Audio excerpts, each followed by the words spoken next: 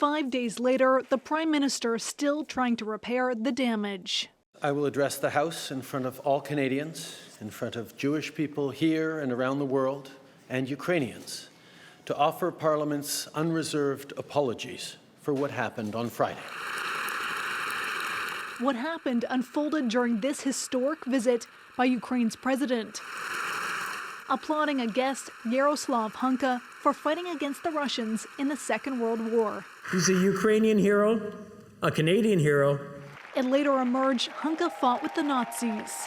All of us who were in this House on Friday regret deeply having stood and clapped, even though we did so unaware of the context. On Tuesday, Anthony Rota, the Speaker of the House, apologized again and tendered his resignation. Rota says he alone invited Hunka into the House, but the Conservatives say Trudeau is to blame. Will he take personal responsibility for this shame and personally apologize on behalf of himself? The Right Honourable Prime Minister. Mr. Speaker, on behalf of all of us in this House, I would like to present unreserved apologies for what took place on Friday, and to President Zelensky and the Ukrainian delegation for the position they were put in.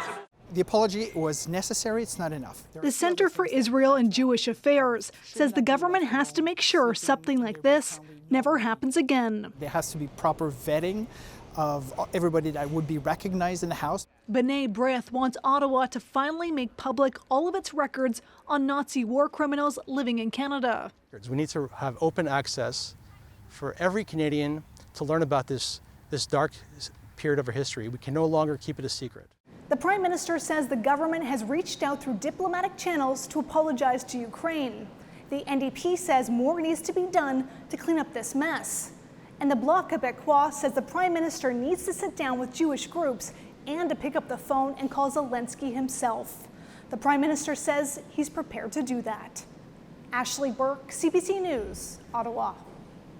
David Cochrane is the host of Power and Politics. So, David, public apology, but you have more information on what's playing out behind closed doors. Yeah, essentially in the Liberal caucus meeting on Wednesday morning, the Prime Minister suggested a way to help the party deal with this is for MPs to stop talking to the media, suggesting to them that reporters are not their friends and that each anonymous comment or each news scrum and clip that they give the cameras only fuels this story. The hope being, now that the Prime Minister decided to speak today and offer the apology, is that his statement and his words would be enough to help them move past that.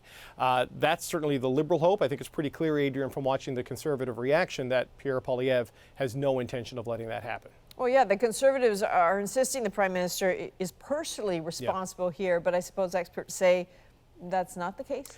Yeah, that seems to be pretty universal here, at least in terms of the invitation and the acknowledgement of Mr. Hunka in the Parliament on Friday. We talked to Roy Horton, who is the former chief of Canadian Protocol. And look, all the experts make the point that Parliament is its own kingdom and the Speaker reigns supreme. And what Roy Horton told me is that had they asked for this list from the Speaker to do a political vet on it, they would have been told to take a hike.